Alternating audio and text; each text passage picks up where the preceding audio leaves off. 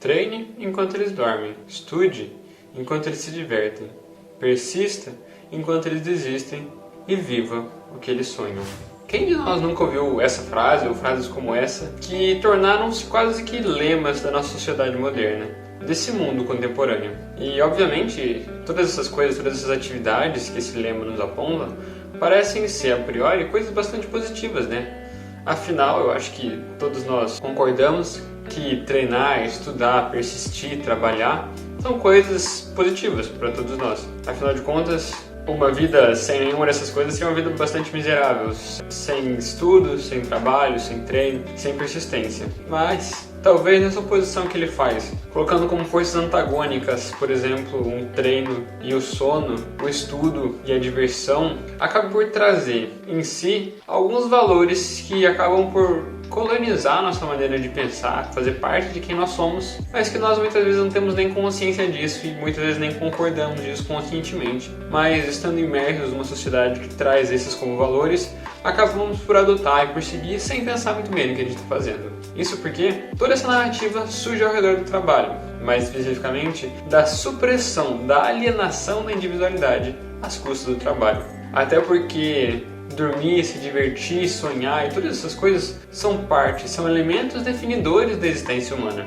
E na medida em que nós temos como grande ideal a supressão de todos esses setores, nós acabamos por voluntariamente nos alienar pelo trabalho, nos desumanizar por essa lógica produtivista levada ao extremo. Mas será que é realmente necessário colocar essas partes diferentes da vida humana enquanto forças antagônicas, opondo-as como se uma tivesse que suprimir, que superar a outra? Quem sai ganhando com pessoas que deixam de dormir, deixam de sonhar, deixam de se divertir às custas do seu próprio trabalho?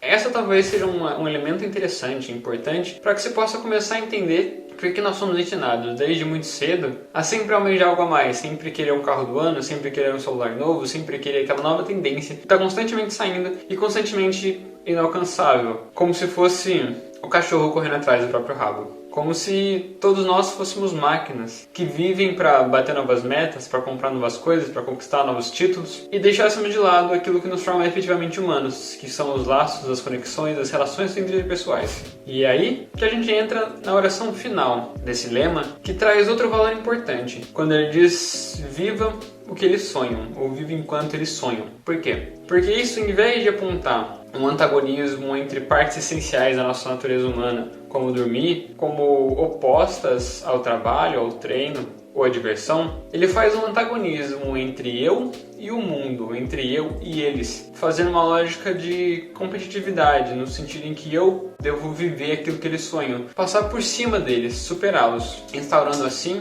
em nossas mentes, uma mentalidade profundamente individualista, que parte da lógica de que eu tenho que fazer o meu, correr por mim, enquanto o que os outros fazem ou deixam de fazer, pouco me importa. Isso, infelizmente, acaba por se enraizar profundamente na nossa mentalidade, a ponto de que acabamos por naturalizar, por normalizar sofrimentos humanos inenarráveis e situações completamente desumanas, como se fossem simplesmente coisas necessárias ou parte do processo, ou mais necessárias para a estabilidade de um sistema. Como se, seguindo a máxima maquiavélica, os fins justificassem os meios, e eu tivesse que simplesmente subir na vida sem me importar com nada, mesmo que subir na vida implique subir em cima dos outros. E esse lema é só mais uma peça, uma pequena ponta do iceberg de toda uma série de valores, um conjunto de ideias, de práticas, de normas que nos foram ensinados. Como, por exemplo, vem nos dizendo há algumas décadas que uma vida feliz é uma vida numa casa grande, bonita, com vários carros, com uma roupa assim, com um relógio assado e todas essas coisas. É óbvio que condições dignas de moradia e o conforto necessário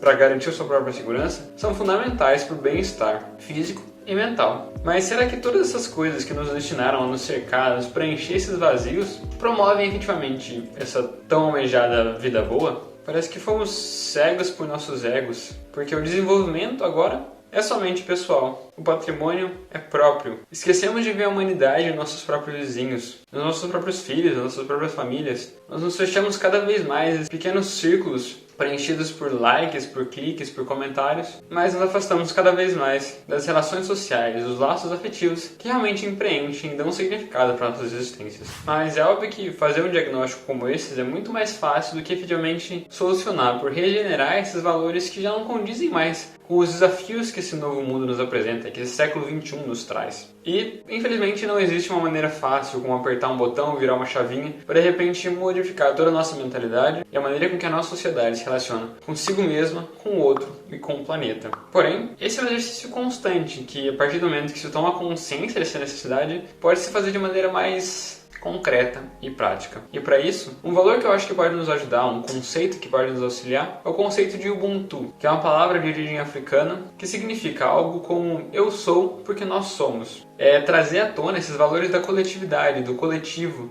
desses laços, dessas relações sociais que nos formam, que nos fortalecem e que nos caracterizam enquanto humanos. Talvez esse momento de tantas incertezas e tantas questões em aberto seja uma boa oportunidade, seja um bom convite para que nós possamos nos enraizar, restabelecer algumas dessas relações que foram cortadas ao longo do tempo e conseguir valorizar aqueles laços que já existem, aqueles elos que já nos conectam, aqueles que não são próximos, mas que muitas vezes perderam o vigor, perderam a força em nome de algo que talvez não seja tão importante assim, ou que não mereça todo o tempo e todo o esforço que dedicamos a ele. E a nossa reflexão fica por aqui, infelizmente sem nenhuma chave mágica para mudar o mundo, mas talvez com alguns conceitos que possam facilitar essa reflexão íntima e individual, tentando entender o que exatamente importa para nós. Enfim, ficamos por aqui, até a próxima e tchau!